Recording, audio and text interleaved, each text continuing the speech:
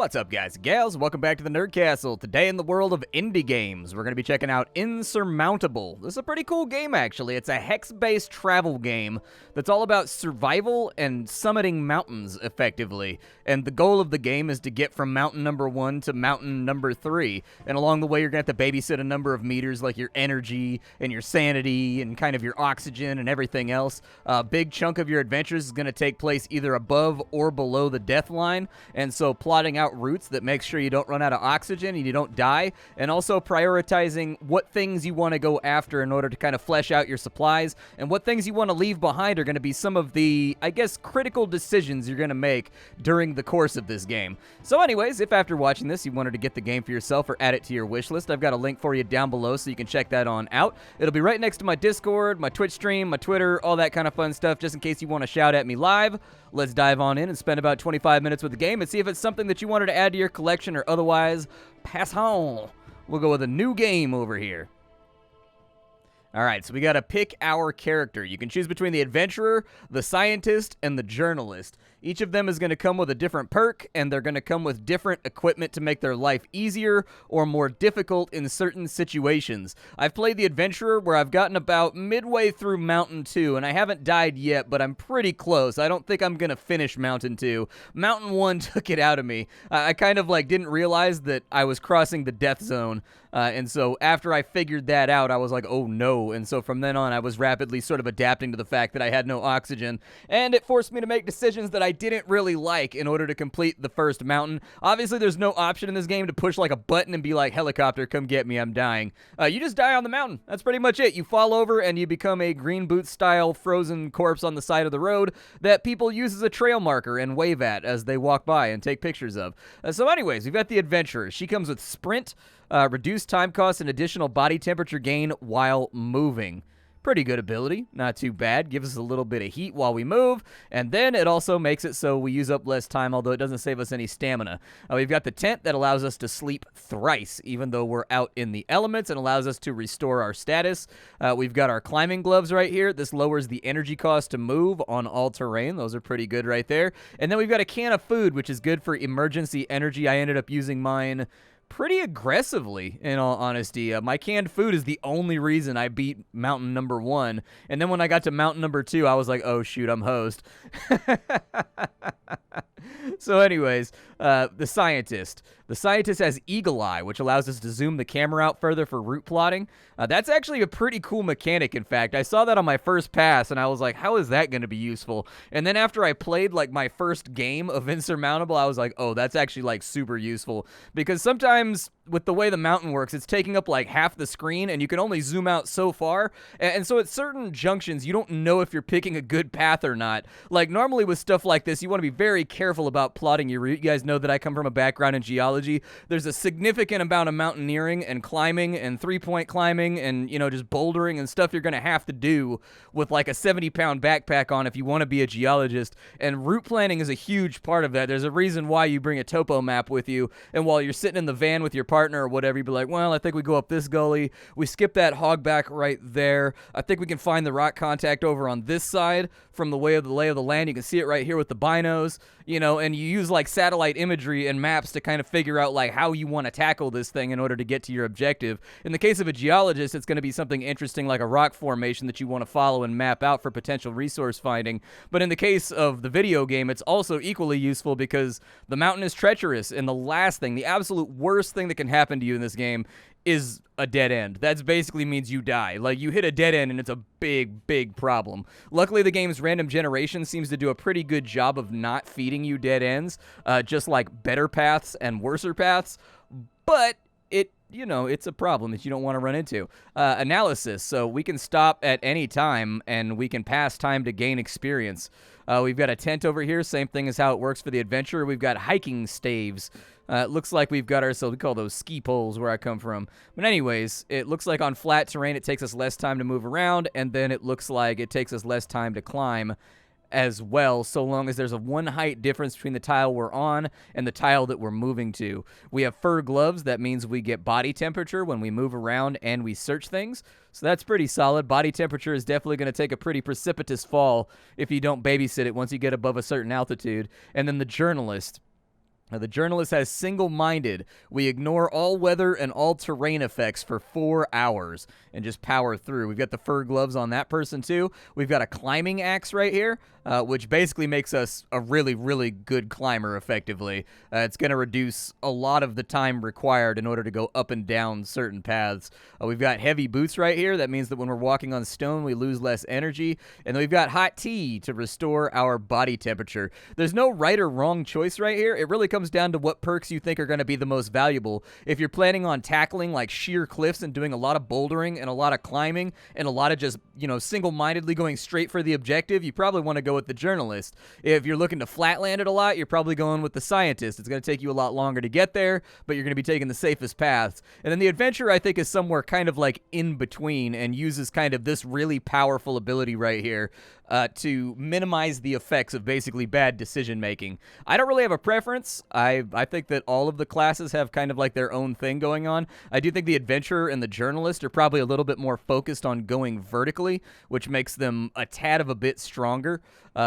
So it's up to you what you want to go for. I'll probably try out the journalist this time because I've never actually done the journalist. In your never-ending quest for truth, you jet from one crisis-stricken region to another. No conflict area is too dangerous for you and no story too controversial. Ordinary people need to be kept abreast of the dark machinations of the elite, and who better to enlighten them than you? When you hear rumors that an entire island was kept secret from the public for many years, you start digging. An occupying force that mysteriously vanished, a confidential experiment conducted high up in the mountains. You have to scale the peaks and see for yourself. If the rumors are true, this would be the greatest story of your career, and your Pulitzer will be in the bag. Okay, let's go for mountain number 1. Mountain number 1's pretty bad. Mountain number 2 made me scratch my head. The first mountain, I could see it. I'd be like, all right, I can see how we can get to the top of that. The second mountain, I was like, oh boy, I'm in trouble. All right, let's go for it. Wait, what did I select? Okay, we'll go mountain number 1. We've got to choose our route. So route number 1 has sturdy rock. It's got eerie surroundings. This place has unusual phenomena. Oh yeah, did I mention there's a supernatural component to this game too? As your sanity starts to slip, there's definitely kind of like an eldritch kind of component to the game where you'll start seeing things, and you'll start talking to yourself, and you'll start mumbling in your sleep, and you'll start kind of losing it. Route 3, it looks like they've got unusual phenomena and extreme storms. I'm going to go for Route 1. Route 1 doesn't really have any major setbacks, and it's got a bonus, whereas these ones are pairs of bad. So we'll go for that right there. Your gaze drifts up to the summit. The island's full of secrets and could provide materials for stories to come. How could it have appeared so suddenly, and who are the ominous occupiers who left traces throughout the entire mountain range? Did they really conduct their experiments here, and if so, what kind? You will leave no stone unturned to solve the island's mysteries, but to do that, you need to make your way up to the peak. All right, so we got a little bit of XP for that. So here we are. This is our beginning origin point. We can zoom on out, and we can take a look at the lay of the land. Obviously, there's not going to be anything off to the left. You're looking for things that specifically are hexes in this game. Any hex is going to be traversable. Anything that is not a hex is basically an obstruction, like that tile right there. If we take a look, all the way up there is where we're trying to go to. So it's a pretty daunting task, although I think one thing this game really accomplishes well is the scale. I sort of wonder with the hexes if they actually built this to scale, because it reminded me of my days mountaineering as a geologist, where you get like halfway up a mountain like this and you look down behind you and there's just the expanse of the world behind you. You can almost like see the curvature of the planet, you know what I mean? It's just like, man, dude, it starts to get kind of overwhelming at a certain point. It'll put a tear in your eye when you're faced with sort of the majesty of nature on that scale and how small you are. So anyways, we need to figure out what way we want to traverse this. The UI, what you need to know about. We've got the weather over here. The weather is good. Tomorrow it's going to be chilly. We've got our altimeter. Anything above 6,000 meters is the death zone. That is to say, above 6,000 meters, the oxygen is thin, and you're going to need a respirator, you're going to need an oxygen tank in order to be okay in that environment. Over here, we've got the option to sleep. We can do that anywhere. Doing it anywhere without the proper covering can definitely cost you. We've got our inventory right here. At the moment, you can see we've got our tea right there that's inside of our canteen, our thermos. We've got our character portrait. Our XP meter is the blue ring that's around this little guy right here. Every time it hits the top, it gives us a deck of cards. We pick a card, and that's a perk that our character has permanently for this entire 3-mountain run. You're going to be leveling up a lot, but try to give your character a focus. Make them good at something, whether it's just being resilient and reducing the amount of health that they'd lose from bad events via just having a high constitution, making it so that they are absolute expert climbers so that things don't go wrong on the most dangerous and treacherous, vertical portions of the climb. Give them something to work with. Don't spread too thin in this game. Pick a strategy and go for it. It's not always going to work, but it is a good idea, and I found that my success goes up when I really focus on certain perks that bring certain benefits. These little floating coins right here, these are going to be points of interest. So this one potentially has loot. This one over here could be just about anything. That one right there is a monument or a shrine or some kind of supernatural occurrence that we can investigate. And then it looks like we're going to be working our way around just kind of this little outcropping right here and going up through there. We shouldn't hit the death zone until right about here, I don't think. But the death zone is a problem, and it's something that you're going to have to contend with. We've got to balance how many of these things we pick up. Down at the bottom, we got a couple of meters. We got our sanity, our temperature, our energy, and our oxygen. When these go down to 0, nothing bad immediately happens, but there's a chance for every tile that you cross that something bad will happen, and that's when you're going to start draining your health. When your health hits 0, you're dead. We have a clock on the left-hand side. As a general rule of thumb, during the day, it tends to be more pleasant. During the night, it tends to be very, very cold, and you start taking heat penalties. Over here on the right, we've got our MMO-style abilities, so we can go with single-minded if we need to. But I'm going to save that since we can only use it once a day. We're going to go after... I don't really want to cut off in that direction super hard.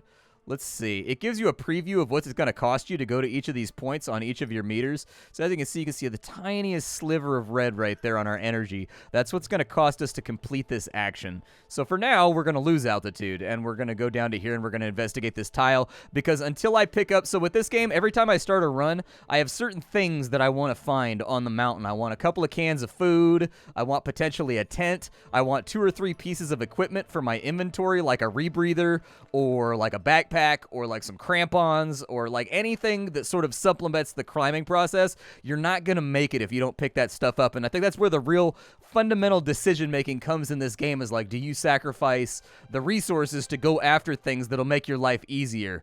A blood-curdling scream rends the air. You stop abruptly and listen. It's followed by a snarl. You cautiously creep towards the source of the terrible noises. Behind a rock, you see a hunter with a knife locked in a struggle with a cougar. His face is streaked with blood. The hunter's pack is lying on the ground nearby. You could grab the pack, and he would never see it. So we've got a choice. We can help the hunter out, we can continue our journey and just ignore this entirely, or we can steal the pack. We'll lose some sanity, but we will get some items. It'll cost us a ton of energy to help the hunter out, and we don't have... I'm going to steal the pack. The hunter's too busy with the cougar to notice you rummaging through his pack, but you're disappointed. It's full of furs and nothing else. Well, fair enough. We got a level up out of it. I'll take it. So here's our 3 cards. Special Terrain Expert. Extreme Geology. Whenever there's a dangerous terrain event, you gain experience. We have Consumables Expert. Whenever you use a consumable, you get your sanity back.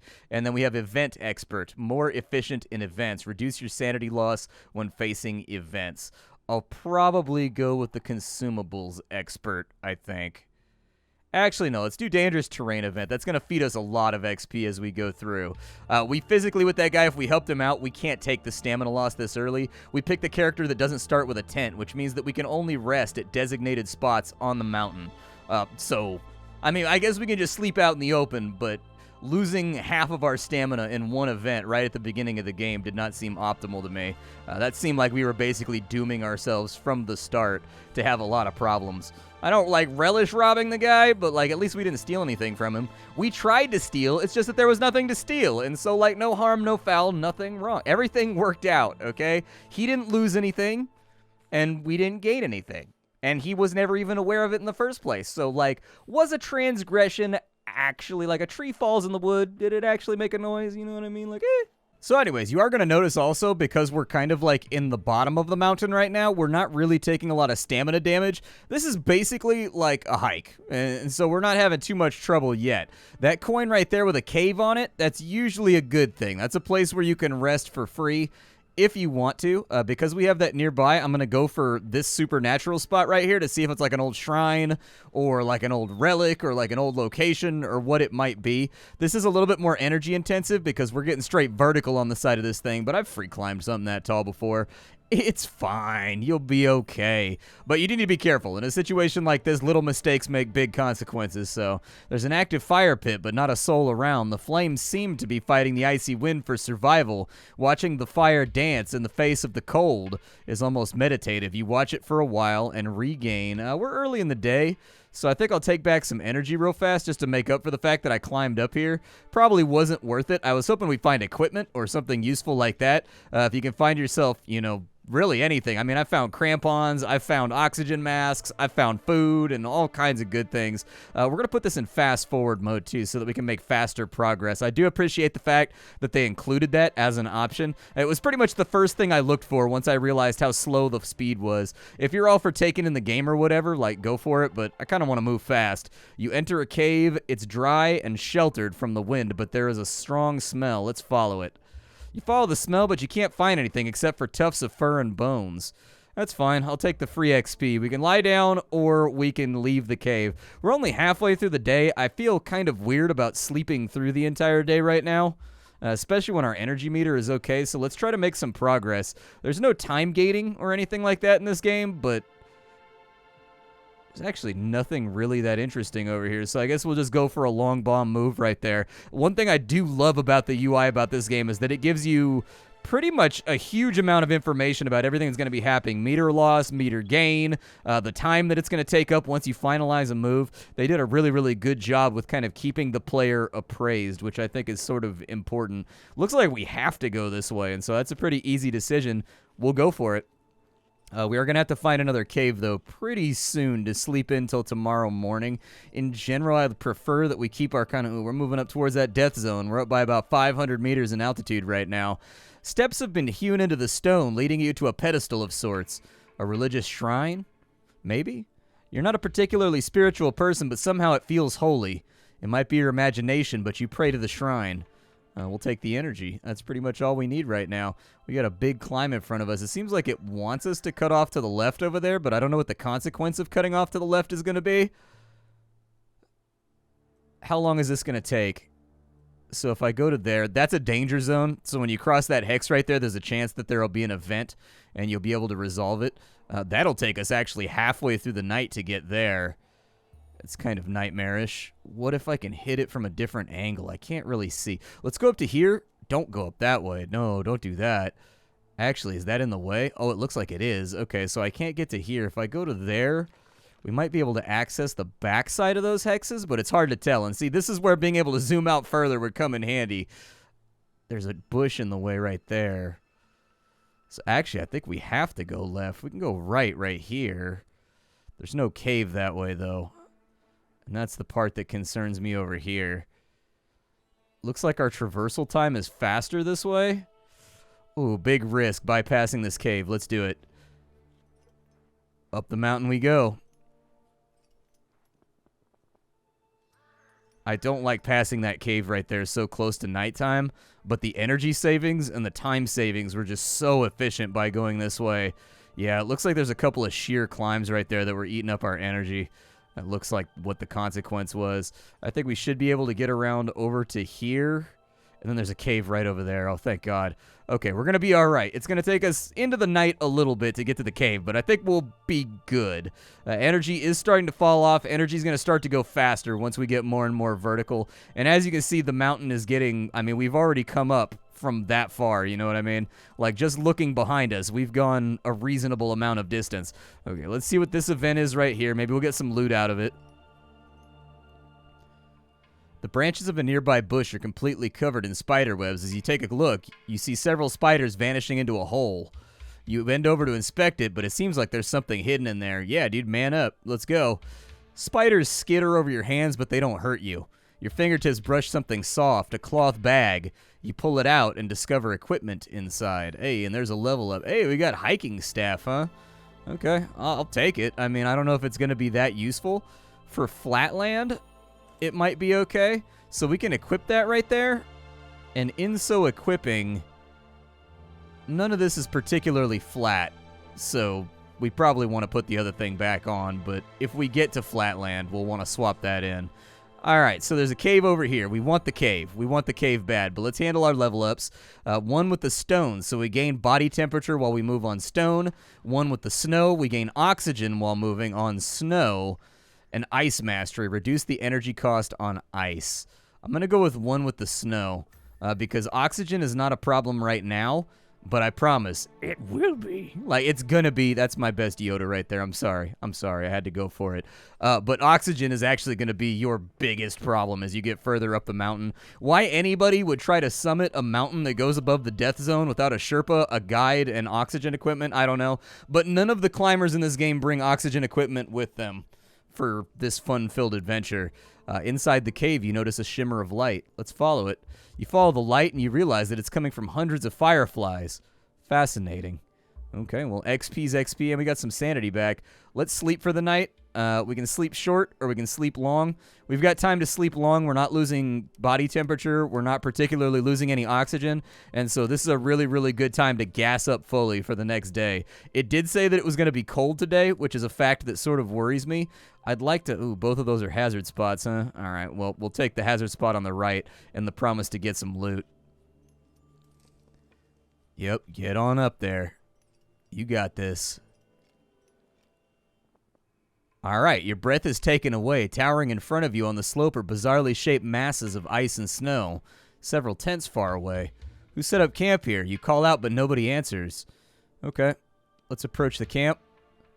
Breathtaking, surreal, the sight of the ice captivates you. You're distracted for a second, then something hits you on the head. You press your palm of your hand against the painful area, and blood drips down onto the white snow. Your circulation plummets, but you manage to staunch the bleeding and alleviate the pain.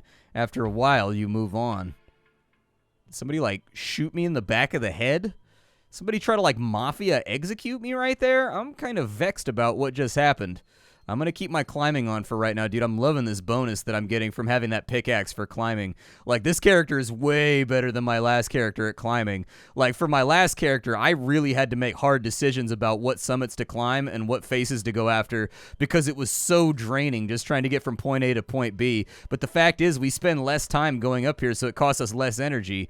A golden eagle stands in front of you, its wings carrying it majestically to the ground. Fascinated, you watch, and you can't explain it, but the encounter feels magical. Wrapped up in the moment, you regain sanity. That's good, because we were low on sanity. I'll take that. We got another event over here. I'm not against going and grabbing all these events during the daytime and then coming back to this cave to recline. I think we've got like a really, really good trifecta of things we can pick up here. You can't believe your eyes. A fallen antenna is in the way. Okay. Look around? You're certain that the antenna is from the years of the occupation. Maybe it was some kind of radio relay? What was it used for? You ponder it as you walk away. Well, XP's XP. We've got Steep Climber over here, specialized in going through... Okay, so it looks like reduced energy cost on all terrain, and that lasts for 3 hours. That's not too bad. We can use that to tackle particularly nasty areas. We've got Event Expert. We lose less sanity during events. And we've got Night Owl, which gives us... I'm going to go with this one right here. I like having another button I can push if I need it. We're going to go over here. Some people, including my wife, say that I'm pretty good at pushing buttons. It's a skill that I excel at. And so you know what? I'm going to give myself more buttons to push in the interest of developing that talent a little bit further. Yeah, I think this was a good call. That's just me personally. I think kind of clearing out this entire area because we've got this nice little valley right here. As you climb along a crevasse in the glacier, you see an oxygen bottle together with a mask under a thick layer of ice. It seems to be intact. Yeah, we can use a stone to break the... No, let's just make sure we get it. We're going to need the oxygen mask. You can't feel your fingers anymore, but it doesn't stop you. The cold creeps up your arms and into your shoulders, and then your chest. Finally, you feel the oxygen bottle in your hands and pull it towards yourself. Nice. Definitely going to need that as we go up the mountain. That's really, really good. That's going to probably save us in the long term. All right, we're going to go back in. We're going to take a long rest at the cave, and then we're going to continue our way upwards. We're making good progress right now, and I'm proud of where our meters are at for this point in the game. Right about here, like I said, we are going to cross the death zone, and that's where things are going to get shaky, but it's going to be okay. Let's go ahead and lie down and sleep here. We'll go for a long sleep to get as much energy as possible. We haven't picked up any food or any way to restore it yet. Ooh, and our temperature is going down too. All right, well, one problem into another. I guess that's that. We can go for ignore. Wait, I don't know if that's going to work. We can use this ability right here, but I don't know if it's actually going to assist us. We've got a lot of climbing in front of us. So I'm going to go out to here, and then we're going to pop this ability so that for 3 hours we use less energy. We are going to get colder for a little bit, but hopefully tomorrow... Oh, there's going to be a storm tomorrow. We may be SOL. We may be in a bad situation here. I mean, bad situations happen. That's what the mountain is all about. I've spent a lot of time out on the side of mountains, and you make the best of it. I mean, I've spent entire afternoons sitting inside of just a natural cave waiting for a lightning storm to go away because, like, I'm you know, comparatively, I'm, like, right here on the side of the mountain with the summit up above me, and I've got, like, a ton of, like, electrical, I've got a ton of metallic gear on me. I mean, I've got survey gear on me, and it's just like, you gotta wait it out. You gotta wait for it to go away. I've had sideways storms while sitting on the side of a mountain, just waiting for that to go away with water dripping off your chin. I mean, it can get ugly real fast in this environment, and you sort of just adapt and do your best, I guess. We're going to pop this right here, and we're going to go for that right there. We're saving a ton of stamina on this. That's a really good ability. I didn't realize how good that was going to be for me. This allows us to really go after, like, really messed up stuff, oh, bad event. You hear a couple loose stones falling down the mountain. One of them hits you in the torso. Ow, my health. Yep, go for it.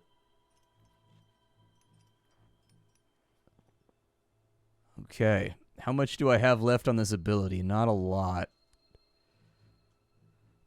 I'd like to try to make it to that cave right there. I've got a bad feeling that puts me above the death zone, though. It's just the feeling that I'm getting right here. Hey, good. We're gaining warmth even though there's a storm. Good. Oof. Is this going to be above the death zone? That's the question.